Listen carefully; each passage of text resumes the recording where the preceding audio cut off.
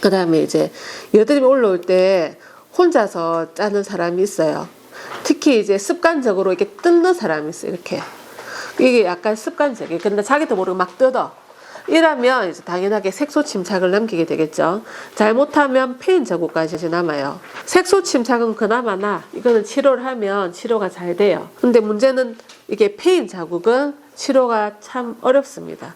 물론 이제 얕게 패인 자국은 거의 80~90% 이상 회복될 수 있어요. 치료하면. 근데 깊게 패인 자국은 이제 그 정도 치료가 어렵습니다. 치료를 해도 어느 정도는 자국을 남겨요. 그래서 이제 사실 여드름 치료에 있어서 제일 중요한 포인트는 여드름이 안 올라오게 하는 거지만 특히 이제 학생들, 뭐 중고등학생들 이런 사람들은 여드름 치료에 막 적극적으로 할 수가 없는 경우들이 있어요. 학업 때문에.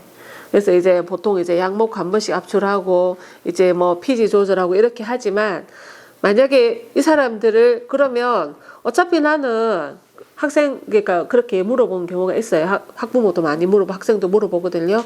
그럼 나 어차피 그러면 계속 이제 올라올 텐데 나중에 성인 돼가지고 치료하면 안 되냐? 아니면 나중에 나이 들어가지고 여드름이 이제 안 날 텐데 굳이 지금 치료를 해야 될 필요가 있나라고 당연히 물어볼 수 있어요. 그죠?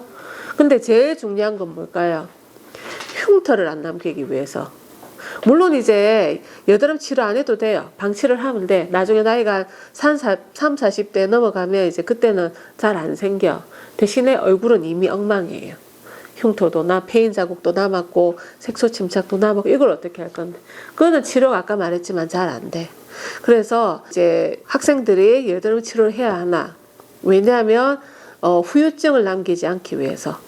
그렇게 하기 위해서 여드름 치료를 해야 되는 거예요. 그게 제일 중요해. 그래서 이제 보통 이제 습관적으로 막 뜯는 사람들은 안 뜯도록 해야 됩니다. 그리고 이제 손으로 자꾸 이렇게 막 끓는 사람들도 이렇게 만지고 끓고 그러면 색소 침착까지 생기게 되고 그 다음에 또 이런 경우도 있어요. 모자라든지 이렇게 계속 모자를 쓰면 당연하게 이게 피부 호흡이 안 되면서 더 막 열이 차고 여드름 더 많이 나겠다. 그죠? 그 다음에 헤어밴드라든지 그 다음에 남자 같은 면도기 특히 칼면도 하고 막 이렇게 하게 되면 자꾸 염증이 생겼을 때 칼면도 하고 어떻게 되겠어요? 상처가 생기고 또 2차 감염이 유발할 수도 있습니다. 그 다음에 또 목폴라 이렇게 막 꺼끌꺼끌한 거 뭐까지 올려서 입고 하면 당연하게 목이나 가슴 쪽에도 여드름 더 많이 유발할 수가 있어요. 그 다음에 이제 사우나라든지 그 다음에 막 얼굴이 시뻘개지고 막 숨이 턱에 찰 만큼 한 운동 반신욕 이런 거 자꾸 하게 되면 열이 자꾸 뜨겠다. 그죠? 그래서 여드름이 약화될 요소가 되기도 하고 또 수영도 이게 수영장은 물이 안 좋았어요. 물이 이게 락스 풀고 이렇게 물이 안 좋아서 또 여드름에 요인이 되기도 하고 그다음에 여자분들 같으면 생리 전후로 이때는 이제 피지 분비량이 좀 증가합니다. 배란일 때. 그래서 보통 그때 보면 별로 여드름 안 나다가 생리 전쯤 되면 이제 막 피지 분비량이 막 올라오고 그다음 피지 여드름이 좀 나오고 그런 사람들도 있어요. 그리고 피임약도 그런 역할을 굉장히 많이 합니다. 그래서 피임약 먹고 없던 여드름이 생기거나 피지 분비량이 막 늘어나 그런 사람들도 꽤 많아요.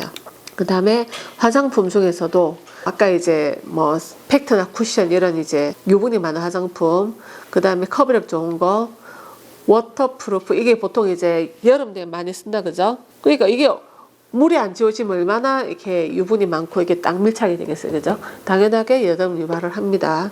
그 다음에 이제 뭐 주름 개선, 미백 이런 화장품 같은 경우에도 자극이 될 만한 어떤 것들이 첨가가 돼요. 그래서 그런 화장품들도 여드름 유발을 할 수가 있다.